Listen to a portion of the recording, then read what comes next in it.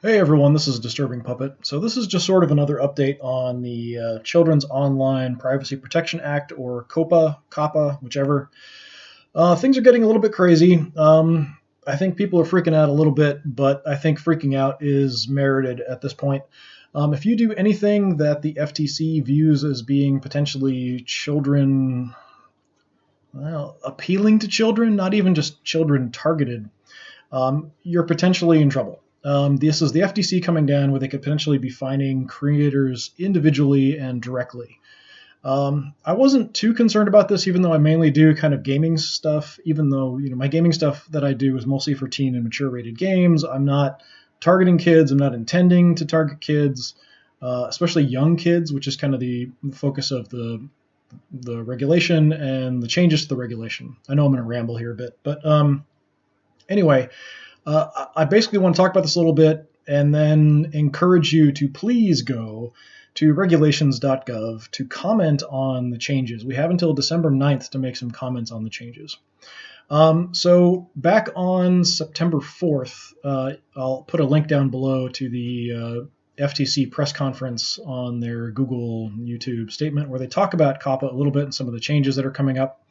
The language that's used is incredibly vague and disturbing. So at one point, the person from the FTC who's talking actually specifically says that everything on YouTube is essentially targeting kids. The way that he phrased it, he may not have intended it to mean that, but the way that he said it was that, basically if it's on YouTube, it's for kids.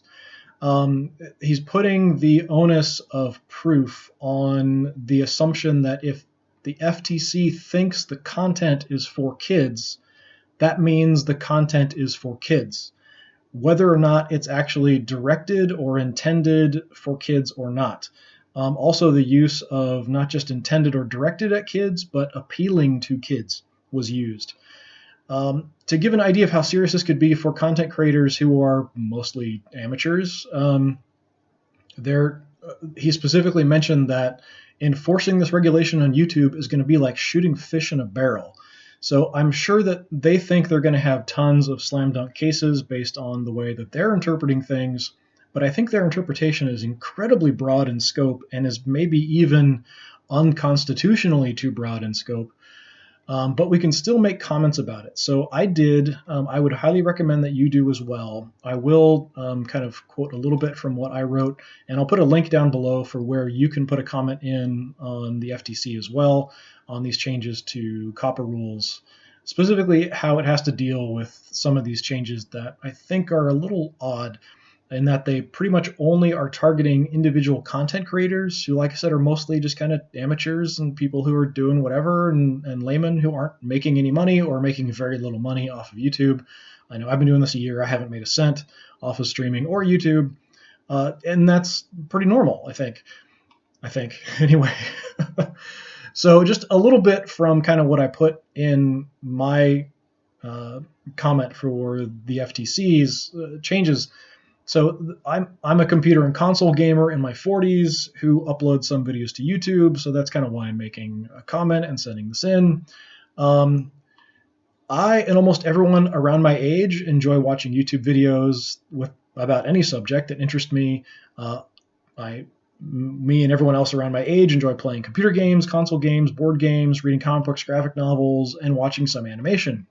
As a result, the language of the changes to COPPA and the language used during the conference on the changes to COPPA seem to imply the assumption that the FTC is implementing in these changes is that these activities are all indicative of something that only a young child would be interested in. Again, this is only supposed to be stuff that applies to kids under 13. So I continued in my statement. This could not be further from the truth, as the majority of people that use YouTube play computer games, and even those that read comics and graphic novels are adults.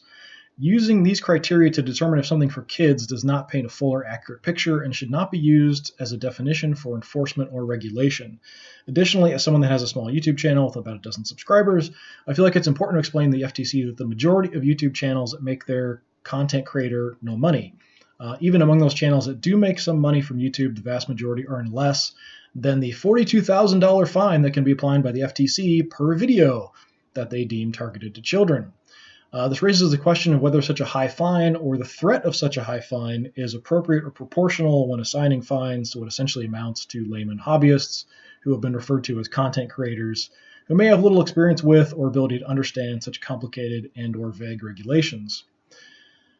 In addition to the points already made above, in regards to definitions, assumptions, and proportionality punishments, I would also like to add to the issue of vagueness within the law when it comes to content directed at children. To make the matter even worse, during the conference about changes to COPPA, language is used as to whether content might appeal to children. Usage of either of these examples in law or regulation is open to such extremes of interpretation that even lawyers commenting on the change in YouTube videos cannot give legal guidance on what may or may not be considered content that might be deemed by the FTC to violate COPPA. In fact, the vagueness of the language makes it incredibly difficult for anyone to draw any line on what might violate the proposed changes other than graphic adult content. So they're almost looking at it like everything is either for young children or it's adults only. There is no family friendly. There is no just kind of general stuff, general category of any way, shape, or form for videos. They're going to treat everything as if it's potentially appropriate for kids, it's directed at kids, it's appealing to kids, and that's crazy. So I continued, the proposed language of directed at children or appealing to children is in fact so vague that it may even run afoul of the vagueness doctrine in deciding if the law or regulation is constitutional. So kind of at the end, the very minimum, I'd hope the FTC would adjust the proposed changes to COPPA to very clearly and explicitly state what is and isn't considered children's content, to very carefully and judiciously draw that line between content that is family friendly and that which is targeting young children, to involve the parents of young children in the responsibilities and liabilities being assigned under COPPA, because nothing in there makes any mention about parental responsibility or requirements, and rethink how, when, and if punishments may be handed out to the layman hobbyists who are being referred to sort of disparagingly as content creators. So that's sort of what I wrote in there. Anything along those lines, anything talking about how vague things are, I think would be very helpful. We're at a point where it's so vague that pretty much everybody on YouTube is freaking out. If you have anything that in any way, shape, or form could possibly be construed as even appealing to children, like I have absolutely no intention of any of my content being directed at kids. I have no intention of any of my content being viewed by kids. So just because the fact that I'm playing games, even though they're mostly teen and mature rated, they seem to be operating on the assumption that games are for kids. Therefore, you're targeting kids. So if they're going with that kind of very, very broad assumption, you're looking at no animation, potentially no songs, no game footage, any of that kind of stuff being essentially appropriate for uploading to YouTube. You can still upload stuff, but there'll be massive restrictions. And part of this does fall on YouTube's shoulders as well, because what YouTube is doing to comply with this, all they really have to do is not use targeted ads. But instead, they're removing a lot of functionality when it comes to videos, including the ability to put things in playlists. And I don't really understand why.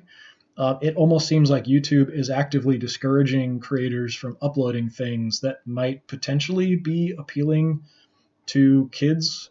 And again, this is supposed to be appealing to kids as in the definition of under 13, so 12 and under. And absolutely, as far as I'm concerned, most gaming content is not targeting kids, at least most of the stuff that I watch. So things like, Nerd Cubed, Outside Xbox, Outside Extra, individual videos you might be able to make an argument for, but if people are speaking like adults and they're speaking to the audience like adults and treating them like adults, the assumption should be that the audience are adults. You can also look at the kind of the analytic information and see who's watching the videos. I have so few views, I can't even see that stuff. I'm sure I have no kids watching my stuff. But anyway, that's kind of my rant. So I'm going to put links in below basically to the video and to how to make comments on the FTC. I've got it up on the screen here so you can also see. So basically go here, make a comment on it if you're interested. I'm not sure many people will see this, but I kind of wanted to put something out there just to kind of signal boost or maybe have somebody see this and maybe just to encourage one or two more people to try to make some kind of comments. And yes, this applies worldwide. So this is affecting YouTube as a whole everywhere. So if you upload content anywhere, And it could also be then drawn to things like Twitch and Mixer and anywhere else where gaming stuff could be uploaded. We might have this follow there as well. But anyway, that's it for me. Thanks very much for watching. Hopefully I'll see you on some other gaming videos that are less stressed out.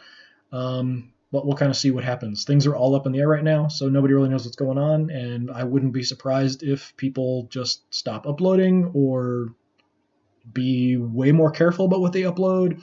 I'm thinking about whether people might make a lot of their videos private or not. Anyway, just rambling at this point. So thanks very much. Hopefully I'll see you again.